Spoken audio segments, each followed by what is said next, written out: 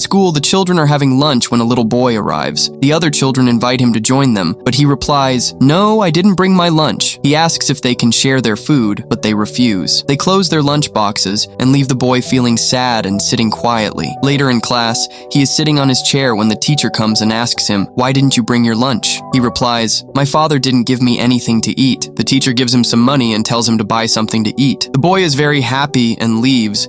Meanwhile, the teacher takes the boy's diary from her bag, writes down his father's number, and calls him. She asks him, "Why don't you give your son lunch?" The father replies, "I give him food every day." The teacher tells him, "But your son never has his lunch with him." The next day, the father prepares his son's lunch himself and sends him to school. However, once again, the boy has no lunch. The teacher asks him why he has not eaten anything, and he says, "I have no lunch." He sits quietly at his table. The teacher then calls the father again and says, "You have not given your son lunch today either." The father insists, "If I prepared it myself." The teacher replies, "But your son still has not had it." The next day, the father prepares lunch in front of his son and sends him to school. This time, he secretly follows his son to see what happens to the lunch. The teacher also follows them. They both observe that the boy gives his lunch to a poor little girl who becomes very happy. Seeing this, the teacher and the father are very proud of him. When the boy returns to class, the teacher enters the room followed by his father. She asks the whole class to applaud the boy's kindness. Everyone is happy and proud of him. If you like the kindness of this boy, like, comment, and don't forget to subscribe.